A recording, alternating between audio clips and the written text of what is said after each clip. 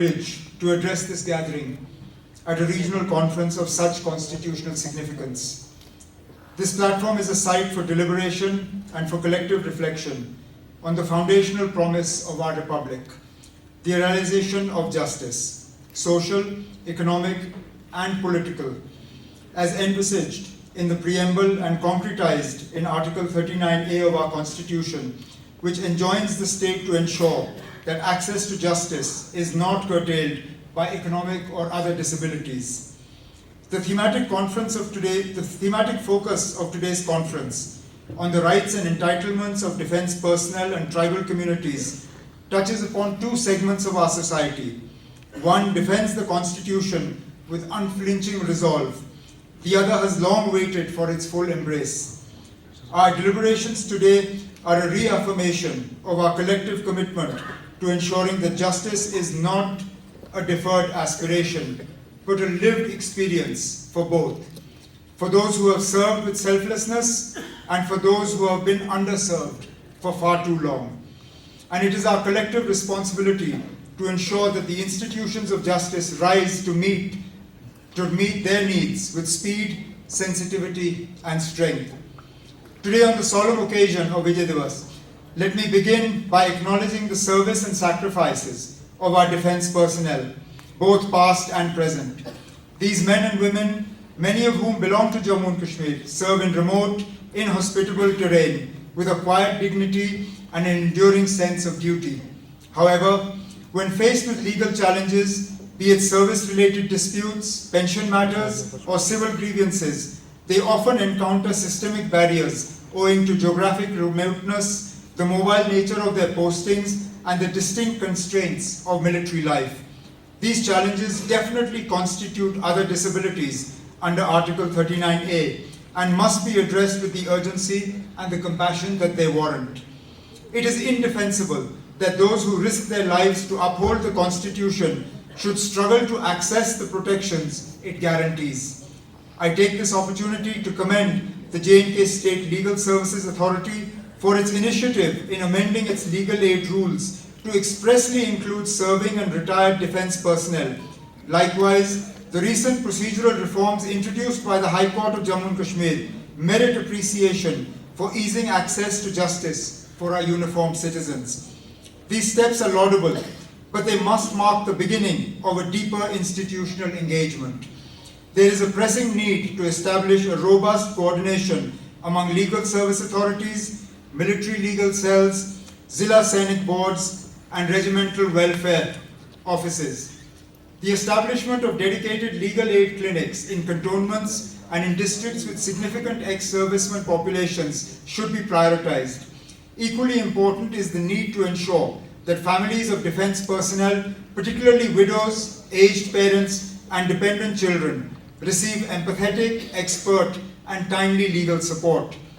Awareness must accompany access. No soldier or the family of a soldier should be left adrift, unsure of the procedural avenues available to them. To this end, paralegal volunteers trained specially in military legal issues should be deployed in areas with high defense populations. Simultaneously, technology must be harnessed to democratize access through mobile apps, virtual consultation platforms, and user-friendly legal information portals. Justice in our times must not merely be available, it must also be accessible.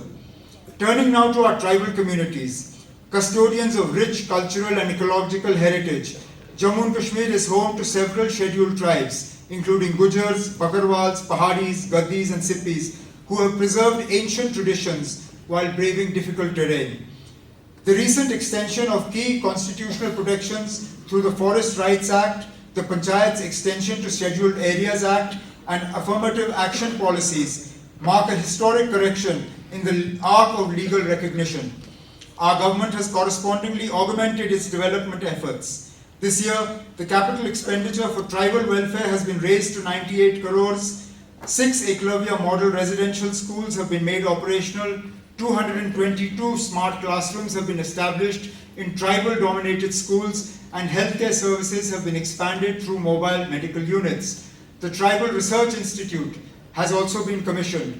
These interventions reflect our commitment to combine dignity with development. Yet development alone cannot substitute justice. Structural barriers to legal literacy, representation, and redressal continue to persist among tribal populations, owing to linguistic, cultural, and geographic factors.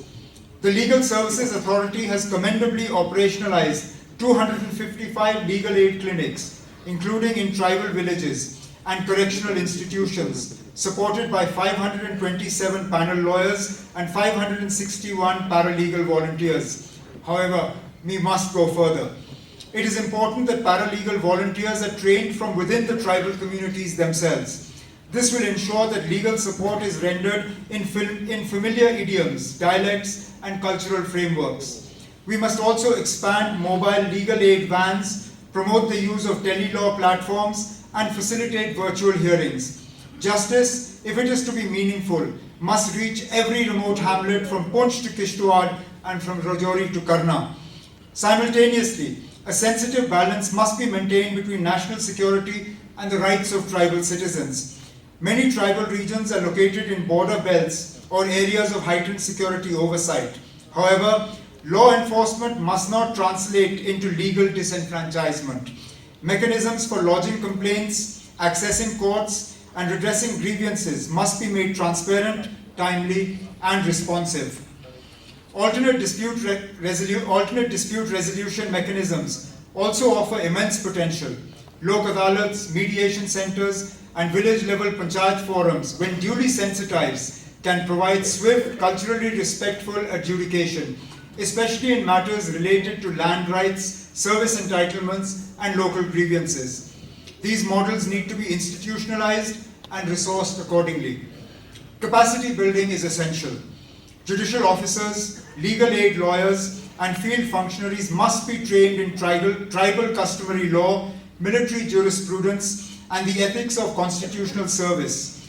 Only through sustained cross-learning can our justice system be truly responsive to the diversity it is meant to serve. Equally indispensable to legal empowerment are institutions of learning. I am pleased to share that the government of Jammu and Kashmir has sanctioned the establishment of a dedicated law university with an initial allocation of 50 crores. Preparatory work is underway.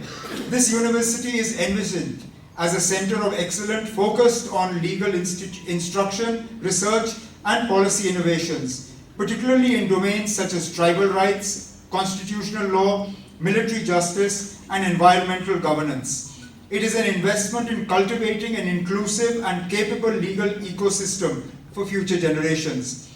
Let me conclude with the timeless words of Mahatma Gandhi.